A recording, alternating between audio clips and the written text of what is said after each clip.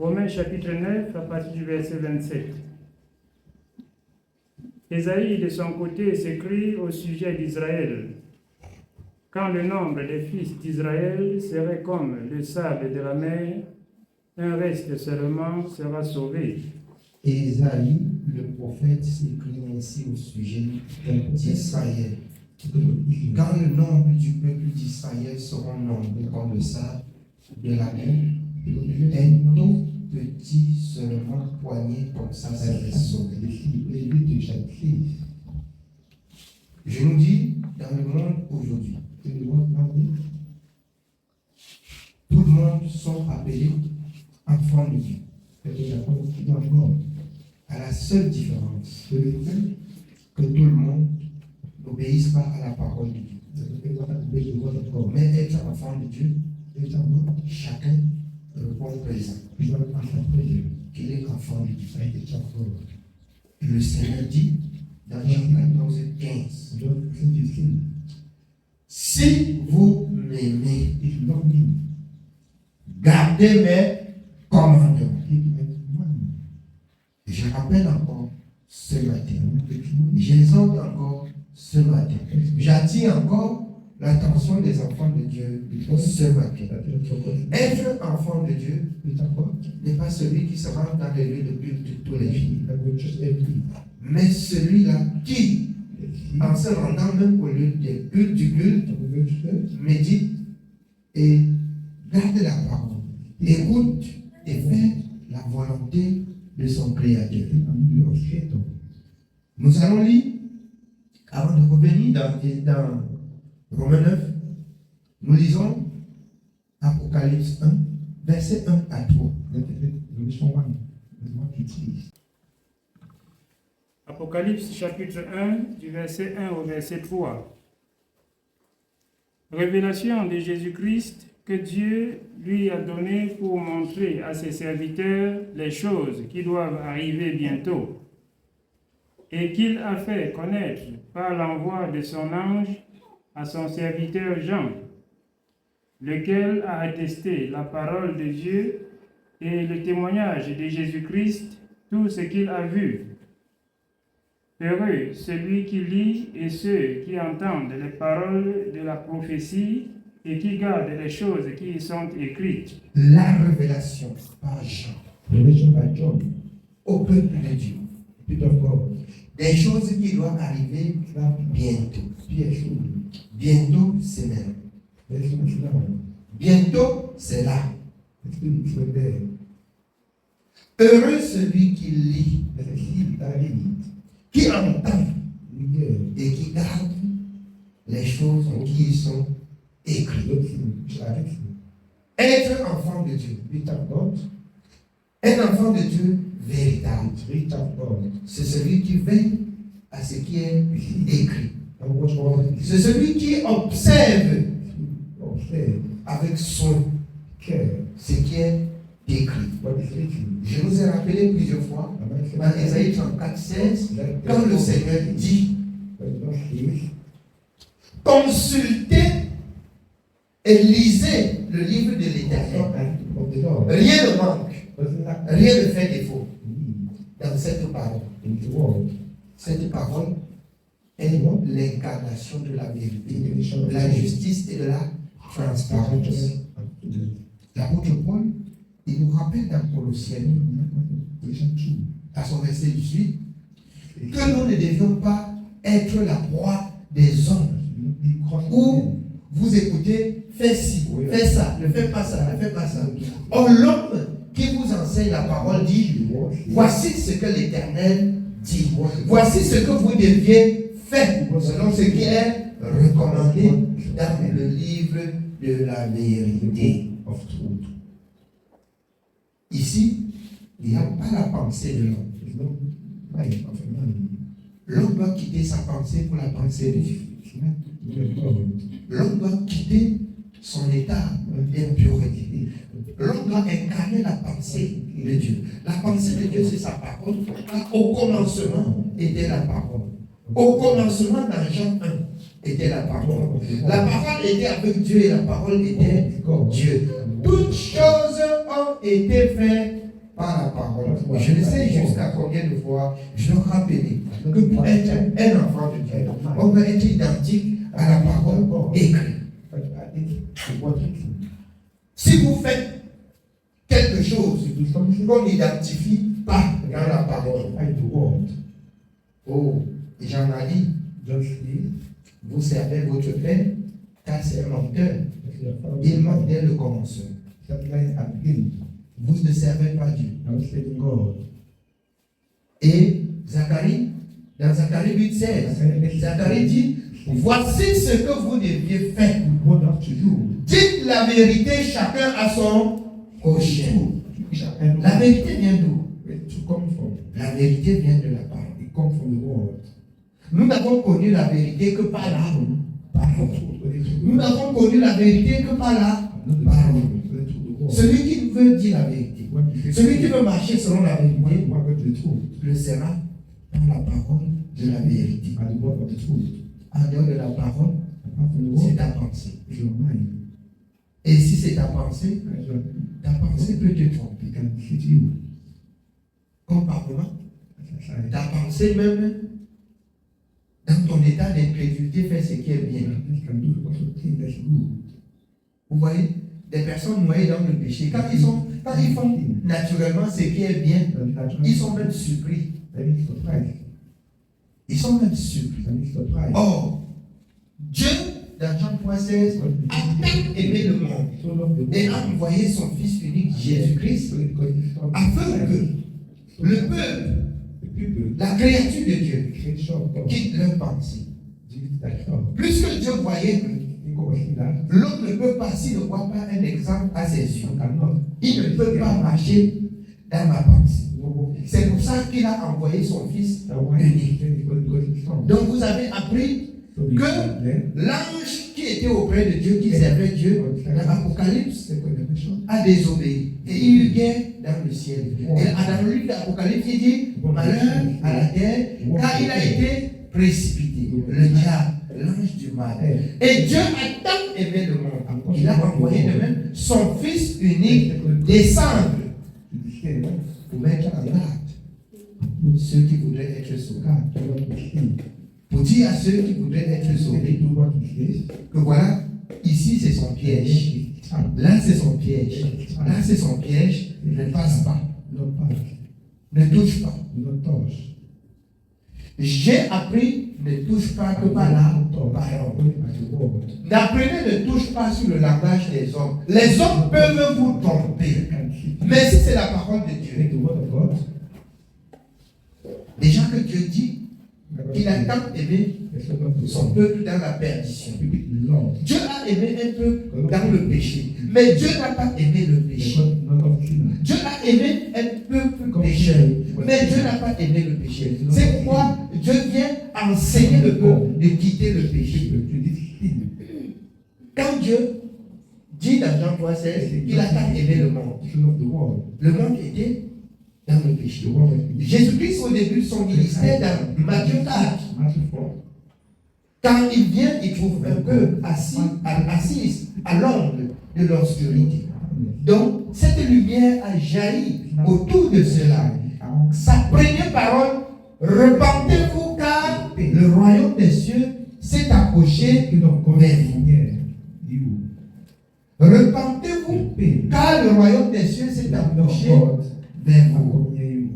En conclusion, Dieu, c'est la repentance, la sanctification et l'obéissance à sa parole. Pour être saint, il faut se repentir et marcher désormais, comme l'apôtre Paul dans le Corinthiens, les choses anciennes pour nous sont passées et voici toutes choses sont devenues nouvelles. Les choses anciennes passent par la repentance.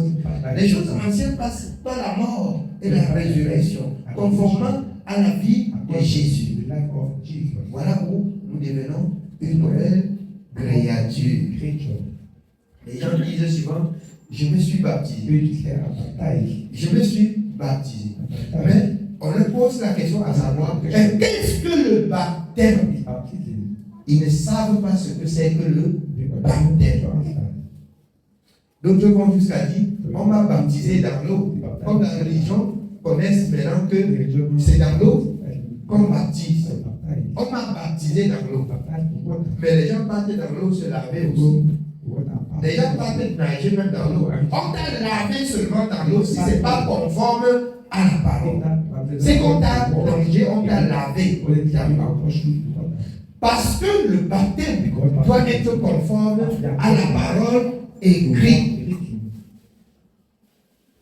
Pour dire qu'on est baptisé, on va lire les saintes écritures conformément au baptême qu'on doit recevoir. Et de quel baptême il s'agit-il?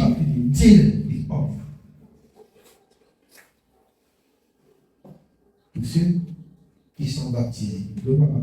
L'apôtre Paul, dans le livre des Corinthiens, a dit le Seigneur ne m'a pas envoyé pour baptiser, mais pour enseigner la parole. Or, quand quelqu'un reçoit les paroles de l'enseignement et veut mettre en pratique, automatiquement, il va passer par le baptême. Et le baptême qui doit passer, le baptême par lequel il va passer, doit être un baptême conforme à la parole. Il m'a envoyé enseigner. Et si tu acceptes l'enseignement, si tu veux te conformer à la parole, le baptême doit être conforme à la parole. Paul, de quel baptême avez-vous été baptisé? Du baptême de Jean. Oui, Jean a baptisé en disant, je vous baptise d'eau pour vous ramener à la repentance. Paul dit, Jean a baptisé du baptême de repentance. Mais il a dit qu'on écoute celui qui vient après, c'est-à-dire Jésus. Ça, c'est dans Acte 19. Dans Acte 1, là on rentre, dans Acte 1, Théophile. Alors, Dieu a parlé à nos pères. Donc, jusqu'à ce matin, il est en train de parler. Que quoi? Il a laissé un témoignage par le Saint-Esprit. Souvenez-vous de Jean 14, 26. Quand le consolateur s'est révélé, l'esprit de vérité, il vous rappellera, il vous enseignera, il vous conduira dans toute la vérité. Pendant que le peuple d'Israël sera nombreux comme le sable de la mer, cependant, un tout petit poignet seulement sera sauvé. D'autres diront, dans la mauvaise parole qu'ils ont reçue, comme ils ont choisi de suivre la mauvaise parole, ils vont aller, la route va finir et finir avec eux, là où la route finit. Mais nous avons emprunté une route qui part, qui ne finit pas, mais qui entre dans le royaume où vous avez la possibilité de vous balader, de louer Dieu avec les anges jour et nuit. Vous avez opté de servir le Dieu créateur. Servons-le selon sa parole. Pour ceux qui n'ont pas reçu, alors, soit le baptême, soit le Saint-Esprit, conformément à la parole. Écoutez ce matin, même si vous parlez en langue, même si vous avez toute la connaissance, ici est un commandement de la part de Dieu. Le baptême, conformément à Colossiens 2, verset 12, c'est la mort et la résurrection avec Jésus et au nom de Jésus. Voilà ce que c'est que le baptême de la repentance. Pendant que le peuple d'Israël seront comme le sable de la mer, un tout petit poignet seulement sera sauvé. La religion bat son record dans le monde.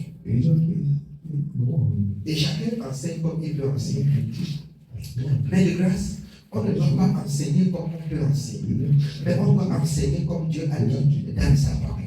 On doit faire ce qui est recommandé. Si ce n'est pas conforme à la parole écrite, hors jeu. Hors jeu. Amen. Nous rentrons dans le livre du Romains 9. Romains chapitre 9, nous continuons au verset 28.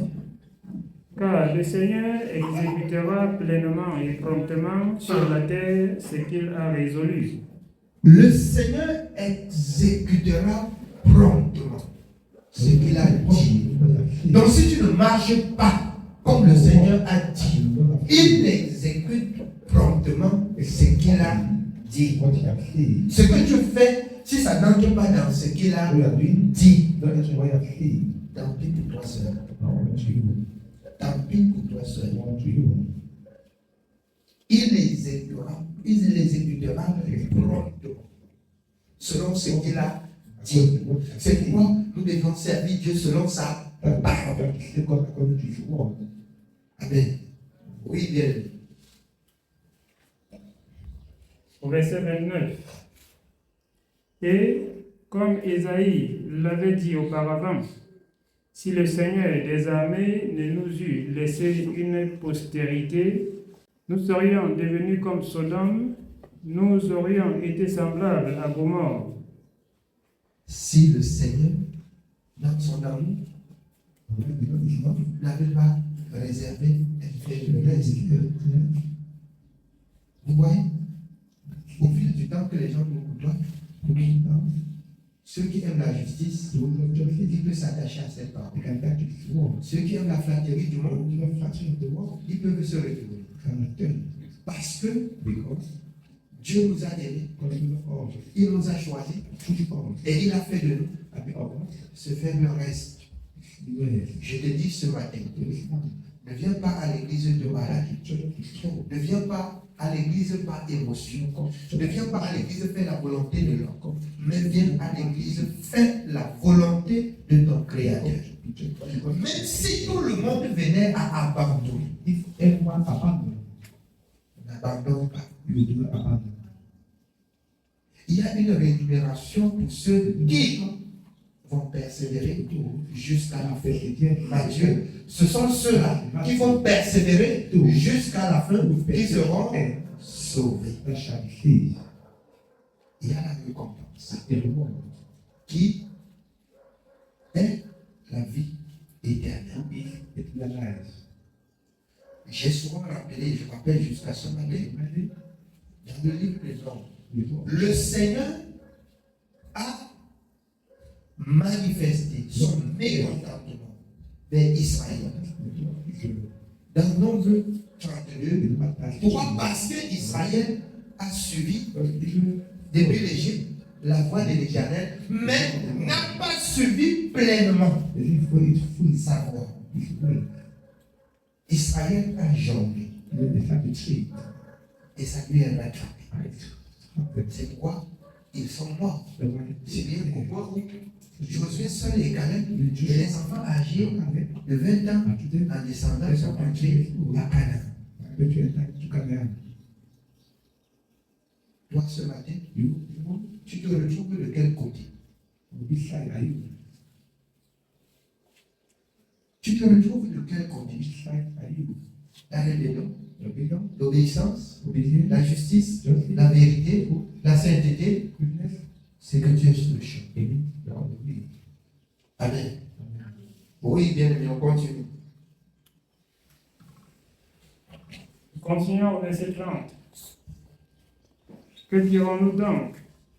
Les païens qui ne cherchaient pas la justice ont obtenu la justice qui vient de la foi, tandis qu'Israël, qui cherchait une loi de justice, n'est pas parvenu à cette loi. Israël qui cherchait une loi. Les païens qui connaissaient que leur part, c'est le mal, ont trouvé grâce. Donc, me voici le premier qui tente, bien aimé, les ténèbres, le mensonge, l'idolâtrie, toutes sortes de magie des Babyloniens pour être un élu, pour être un appelé, pour être un serviteur, pour être un enfant de Dieu. Là, ce n'est pas par une loi, mais par la foi. Quand nous rentrons dans Canaan, la loi a été donnée au peuple par Moïse. La grâce, la justice et la vérité sont venues par Jésus. Amen. Oui, bien aimé. Pourquoi? Parce qu'Israël l'a cherché non par la foi, mais comme provenant des œuvres. Israël l'a cherché non pas la foi, mais comme provenant des œuvres. Les gens qui disent, dans mon église, on ne fait pas comme ça. Dans mon église, on fait comme ça. Dans la parole de Dieu, il est écrit. Il est écrit. Ton église a commencé quand? Mais la parole de Dieu, c'est la parole qui a créé toutes choses. Au commencement était la parole. La parole était avec Dieu et la parole était Dieu. Toutes choses ont été faites par la parole et rien de ce qui n'a été fait sans la parole. Dites plutôt, il est écrit. Le Seigneur dit dans sa parole et non dans mon église. Amen. Oui, bien aimé. On continue. Ils se sont heurtés contre la pierre d'achoppement, selon qu'il est écrit. Voici, je mets en Sion une pierre d'achoppement et un rocher de scandale, et celui qui croit en lui ne sera point confus. Amen. Il s'agit, on va continuer au chapitre suivant, il s'agit de la personne de Jésus. Donc, il a été méprisé. On a craché dessus. Mais Dieu dit ici que le salut, si ça ne passe pas par autrement, vous auriez cru en vain. Ce n'est ni par une loi quelconque, mais c'est par Jésus-Christ. On ne peut pas obtenir le salut sans passer par Jésus. Laissez toute la mascarade que les gens font dans le monde sous n'importe quel nom. C'est irrécevable devant Dieu. Je vous dis ce matin, sous n'importe quel nom. Or, les gens ont encore le temps d'adorer et de côtoyer leur religion. Mais la religion pure et sans tache est celui qui est descendu du ciel en la personne de Jésus. Donc Dieu a dit qu'il a tant aimé le monde et qu'il a envoyé son Fils unique. Il n'y en a pas deux par qui le salut est accordé à la nation tout entière. Il n'y en a pas deux. Si ce n'est pas par lui, laissez ceux qui bavardent bavarder. Mais je vous dis ce matin, la fin, comme le Seigneur l'a dit, ne serait que des pleurs et des grincements de dents. D'autres, pour inviter à leur conjugaison, ils disent Jésus il était un prophète. Ça, c'est pour ajouter à leur conjugaison. Il était un prophète. Pour vous montrer qu'il serve pleinement Dieu. Pas seulement un prophète, mais au-delà de tout ce que vous entendez, Dieu en personne. Car la parole a été faite chair et a habité parmi nous, plein de grâce et de vérité. Donc, nos prédécesseurs témoignent. On ne reçoit le salut en aucun autre nom que celui de Jésus-Christ.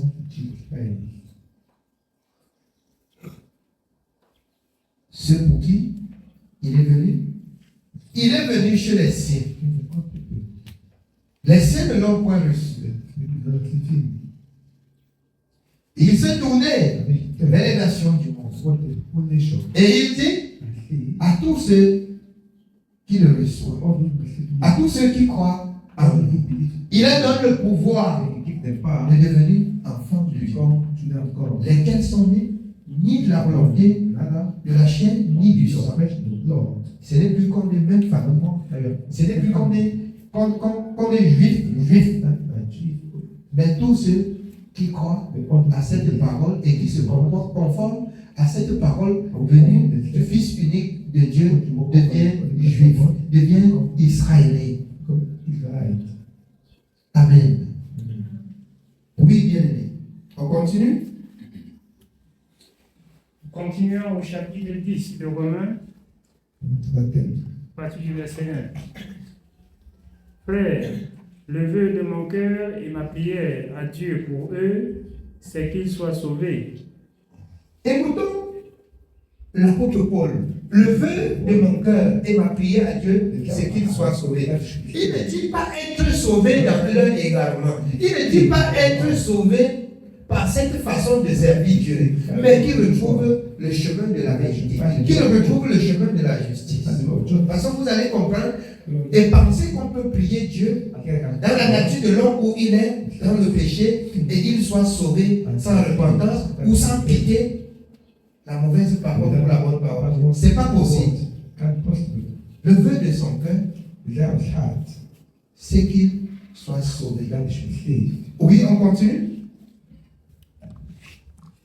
Je leur rends des témoignages qu'ils ont du zèle pour Dieu, mais sans intelligence. Ils ont du zèle. Beaucoup se réveillent à la prière. Beaucoup lisent. Beaucoup prient même autant de fois par jour. Ils ont du zèle pour Dieu, mais ils n'ont pas la connaissance. Osée 4:6. Mon peuple est détruit parce qu'il lui manque de connaissance. Parce qu'il lui manque de connaissance. Et là, il est détruit. Si on n'arrive pas à la connaissance, on ne peut pas être sauvé. On ne peut pas être sauvé. Amen. Oui, bien aimé. Ne connaissant pas la justice de Dieu et cherchant à établir leur propre justice, Ils ne connaissent pas la justice de Dieu. Oh mon Dieu. Et ils cherchent à établir leur propre justice. Ils veulent établir leur propre justice. C'est pourquoi vous entendez le peuple de Dieu aujourd'hui. Tu parles de Dieu au marché à quelqu'un, il dit chez nous, dans notre église, on fait comme ça. Vous voyez que les hommes ont déjà tenu la pensée des autres captifs. Les hommes sont devenus la proie des autres. On n'écoute plus ce que Dieu dit dans sa parole, mais on écoute ce qu'on dit dans notre église. Mon peuple est détruit parce qu'il lui manque de connaissance. Mon peuple est détruit parce qu'il lui manque de connaissance. Amen. Oui, bien aimé, on continue. ne connaissant pas la justice de Dieu et cherchant à établir leur propre justice, ils ne se sentent pas soumis à la justice de Dieu. Car Christ est la fin de la loi pour la justification de tous ceux qui croient. Christ est la fin de la loi pour la justification de ceux qui croient. Si tu crois ou si tu as cru, à partir de maintenant, écoute donc ce que Christ te dit. Écoute donc ce que Christ te dit.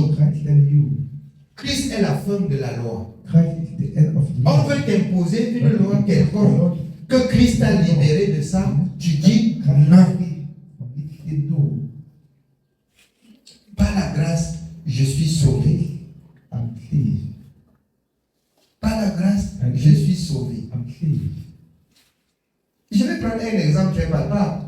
Christ a enseigné sur la loi du mariage. Donc les autres viennent dans la loi, disent non. Et tel avait tel nombre de femmes. Et on refuse ainsi la justice de Dieu venant par Christ et ses apôtres. Ça, c'est un exemple très palpable. Et donc, on enseigne, et jusqu'à ce qu'on fait les chaînes radio et les chaînes de télé, et ça passe dans les réseaux, que ce que Christ a dit, c'est zéro. Un homme de Dieu peut avoir autant de femmes. Quelle abomination. Christ est la fin de la loi. Nous ne sommes plus sur la loi des ordonnances, mais nous sommes sur une loi de la foi en Christ. Les hommes soutiennent leur position dans le péché. Les hommes soutiennent leur position dans le péché. Les hommes noient leur position dans le péché et veulent conduire tout le peuple de Dieu ainsi dans le péché. Dans l'église des saints, dans l'église du Dieu vivant, ça ne pourra pas se passer ici. Nous prenons acte de tout ce que Christ a dit avec ses apôtres.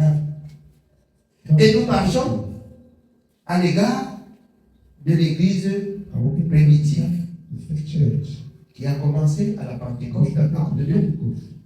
Donc nous avons reçu les instructions de la part des apôtres qui avaient été avec Christ et qui, par leur témoignage, nous portons le message de Christ en ce fin des temps. Amen. Oui, bien aimé, on continue.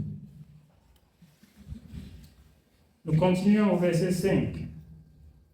En effet, Moïse définit ainsi la justice qui vient de la loi. L'homme qui mettra ces choses en pratique vivra par elles. Mais voici comment parle la justice qui vient de la foi. Ne dis pas en ton cœur, qui montera au ciel, c'est en faire descendre Christ, ou qui descendra dans l'abîme, c'est faire remonter Christ d'entre les morts. Que dit-elle donc? La parole est près de toi, dans ta bouche et dans ton cœur. La parole est près de toi. Il n'y a plus des interrogations. Il n'y a plus la loi. Il n'y a plus. Que dit Christ? Voilà, la parole est entre tes mains. La parole est plus loin, comme il dit dans Deutéronome, de l'autre côté de la mer, à l'Occident, que tu diras, qui ira chercher pour nous cette parole entre tes mains? Ne dis pas qui va être sauvé. Quand tu lis dans la parole, là, tu comprends qui va être sauvé. Et si tu veux être sauvé, tu vas l'être parce que tu lis. Dans ce que tu lis. Je vous dis que l'incrédulité ne nous fasse pas croire que nous sommes sauvés. Chacun parmi nous ici connaît sa position. Vous dites que vous ne connaissez pas. J'ai dit que vous êtes menteur. Tu connais si ta vie est agréable à Dieu ou pas. Tu connais. Il ne faut pas laisser nous l'incrédulité et les jongleries dans lesquelles vous êtes. Et l'autre vient à l'église parce qu'on va faire. Celui qui est assez courageux, qui dit qu'il ne vient pas et qui ne vient pas. Parce qu'il serait pire pour vous d'être dans la maison de Dieu, d'écouter, de connaître la vérité et d'aller détruire les autres avec. Rien que votre image, quand on dit que vous êtes enfant de Dieu et vos armes, ça fait égarer encore plus certains. Chacun connaît sa position. Chacun connaît sa position. Amen. Oui, bien aimé. Or, c'est la parole de la foi que nous prêchons. Si tu confesses de ta bouche le Seigneur Jésus, et si tu crois dans ton cœur que Dieu l'a ressuscité des morts, tu seras sauvé. Confessez et croire. Mais C'est cette parole que les religieux marchaient dans les rues et obligeaient les païens à boire en rue et à confesser en rue. Mais ils oublient que dans l'acte 8, l'unique Éthiopien a confessé et il est descendu dans les eaux pour se faire baptiser, science tenante, et il a continué pour aller écouter la parole.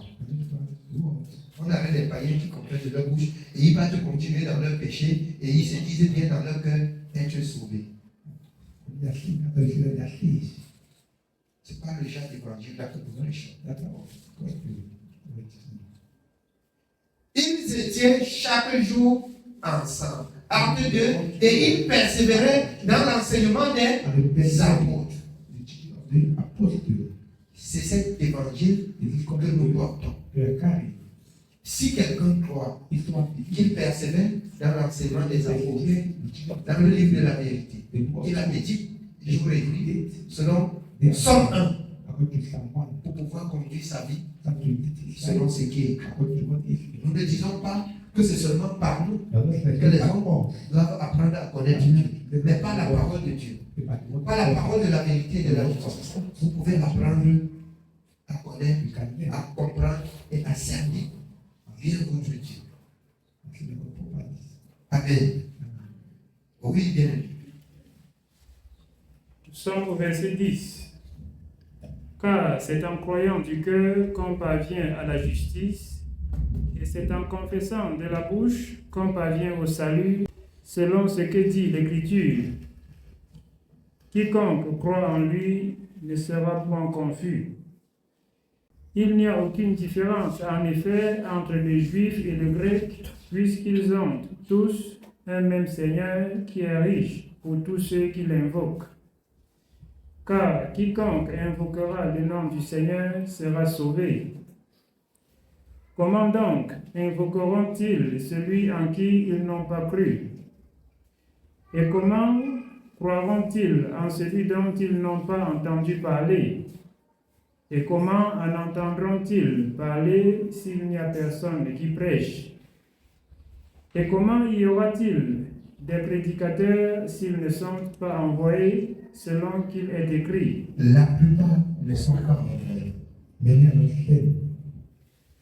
La plupart, lorsqu'ils confessent sans croire, ça ne leur sert à rien. Parce qu'il faut confesser et croire. Il faut croire et être converti. Il faut être converti et suivre Dieu. C'est là où être sauvé devient possible. C'est là où être sauvé devient possible. Parce qu'en fait, Dieu ne fait plus la différence entre les Juifs et les païens. Mais celui qui croit et qui garde la parole de Dieu, c'est celui-là qui est enfant de Dieu. Amen. Oui, bien aimé. Qu'ils sont beaux, les pieds de ceux qui annoncent la paix, de ceux qui annoncent de bonnes nouvelles. Mais tous n'ont pas obéi à la bonne nouvelle. Aussi Ésaïe dit-il, Seigneur, qui a cru à notre prédication? Ainsi la foi vient de ce qu'on entend, et ce qu'on entend vient de la parole de Christ.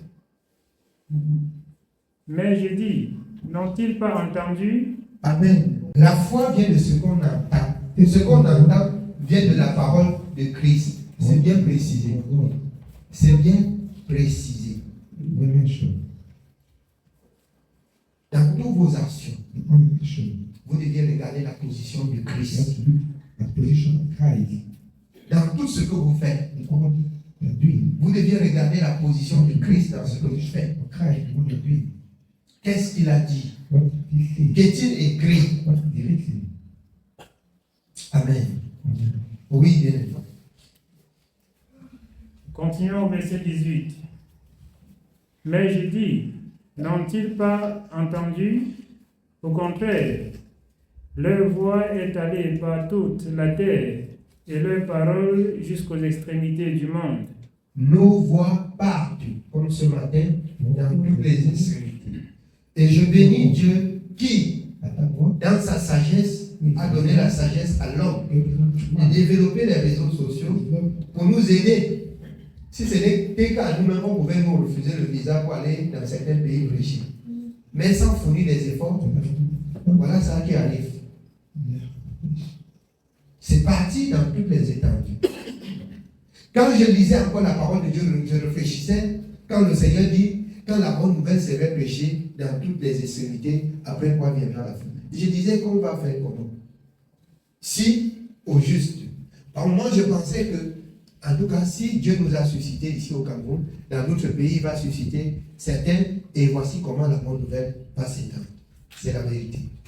Nous, à notre niveau, je vous dis, il y a des milliers de personnes qui écoutent, et des milliers de personnes qui écoutent en ligne, qu'ils écoutent et qu'ils comprennent que si leur vie,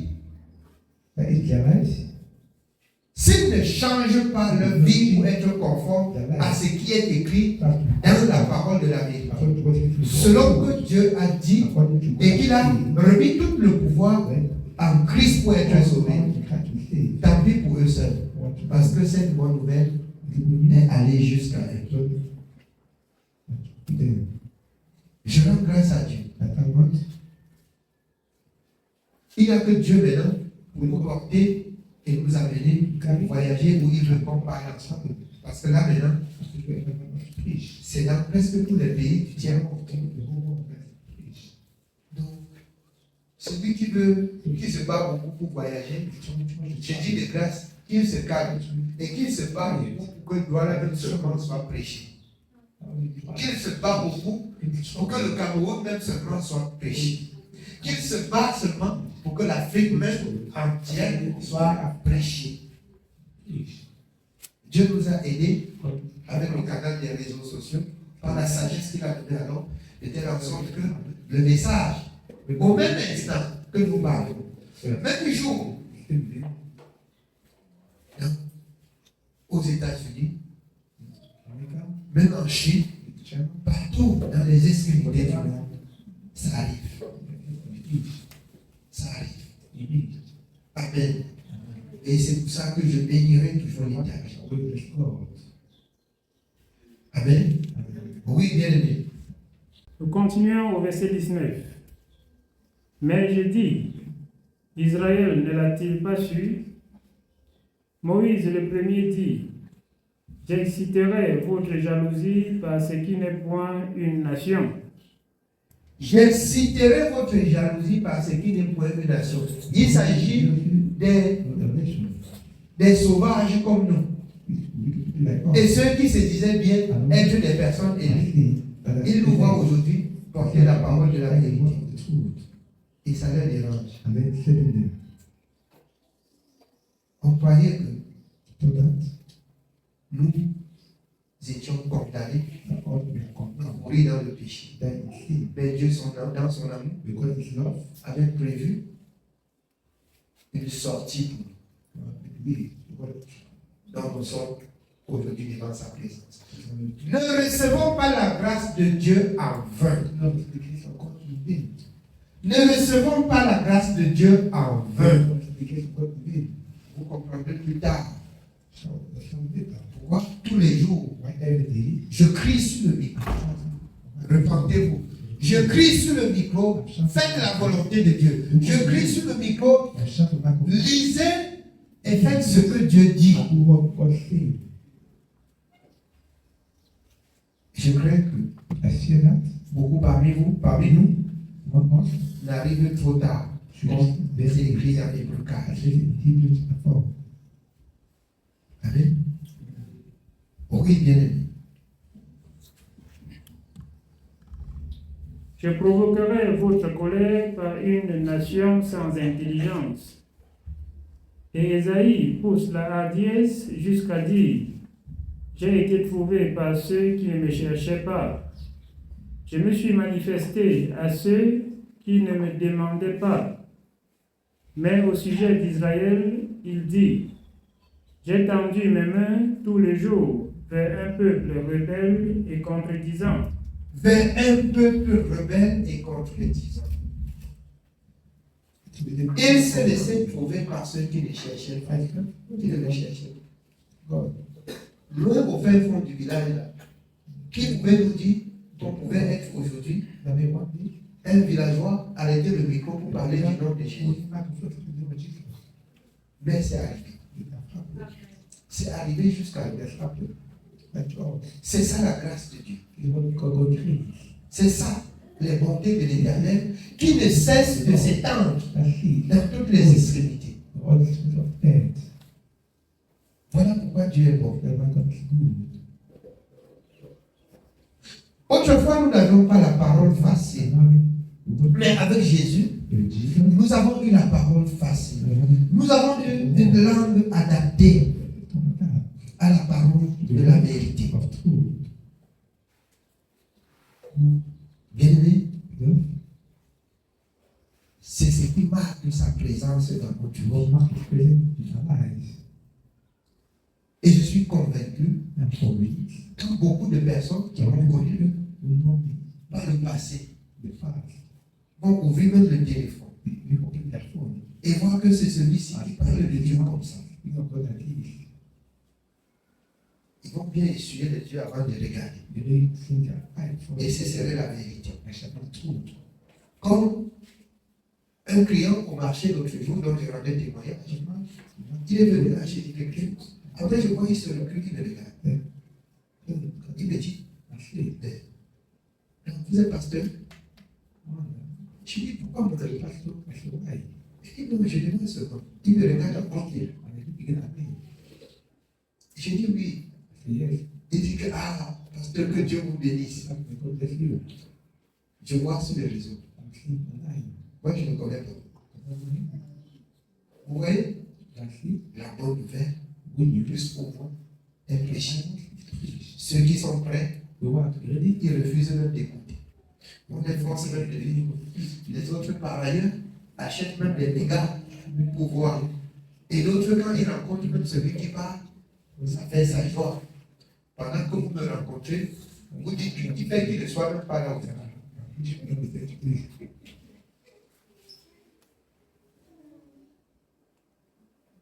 Que Dieu a fait même quoi comme ça? Quel genre de pasteur? Notre Père nous a amenés où comme ça? Pendant que les autres, à l'église, il faut que tu dépenses de l'argent pour acheter le régal. Bien-aimé, je nous exhorte ce matin. Ne soyez pas comme Israël terrestre. Dieu a tendu sa main tous les jours vers un peuple rebelle. Ne soyez pas comme du nom de ceux-ci. Ne soyez pas comme du nom de ceux-ci. Et je vous dis encore ce matin, beaucoup écoutent et admirent. Mais quand je passe, on ne connaît pas que c'est moi. Si on connaissait que c'est moi, je vous dis la vérité, même dans mon lieu de service, c'est que je ne peux pas travailler. C'est que je ne peux pas travailler. C'est que je ne peux pas travailler. Je vais passer le temps maintenant à recevoir les gens. Et même plus les clients. Mais Dieu, dans son amour, il me garde. Il me garde. L'autre avait dit à la sœur, quand on écrit, ça ne tombe pas sur lui. Dans le mot de téléphone qu'il prenne sur les réseaux, il disait que ce n'est pas lui. On dit c'est l'église, on dit c'est le church, on veut lui là. Ça veut dire, ce n'est pas pour se glorifier. C'est pour nous dire que Dieu nous a aimés, qu'il nous a donné une bonne parole et qu'il nous donne de résister à ce qui est mal pour nous maintenir sur la parole. Et tout ça, les gens louent la pensée de Dieu ainsi. C'est quelque chose de formidable. Si nous devions faire la volonté des hommes, c'est que nous avons quitté la fondation de Dieu. Et c'est ce que j'ai vu. C'est ce que j'ai dit. Et je prie Dieu qu'il ne ramène à l'église que ceux qui sont sauvés, fatigués et chargés. Et qu'il ne me ramène pas le trouble. C'est ma prière. Celui-ci a manifesté la joie. J'ai vu qu'il avait quoi? Il était seulement content qu'il a rencontré le pasteur là vraiment qui parle. Il était content. J'ai vu comment sa joie était grande. J'ai rendu grâce à Dieu. J'ai dit que donc, comme ça là on écoute comme ça. J'ai dit que ça c'est bien. Mais on vous dit, vous qui êtes même là, de charger les dégâts pour partager. Vous chargez les dégâts pour des choses horribles.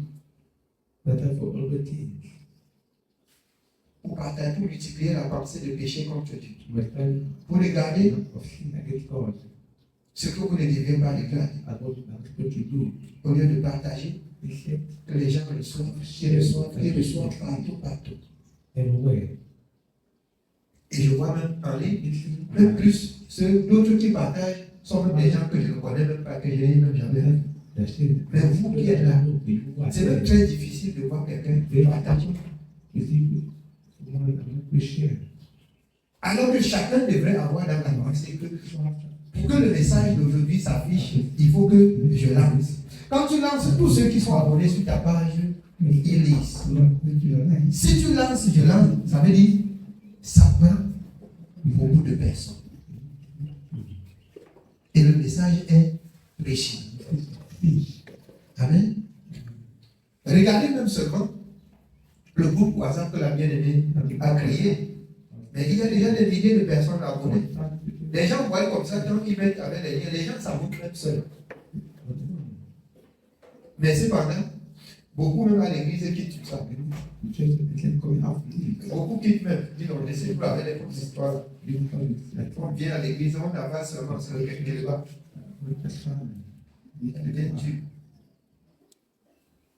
Amen. Ne recevons pas la grâce de Dieu en vain. Ne recevons pas la grâce de Dieu en vain.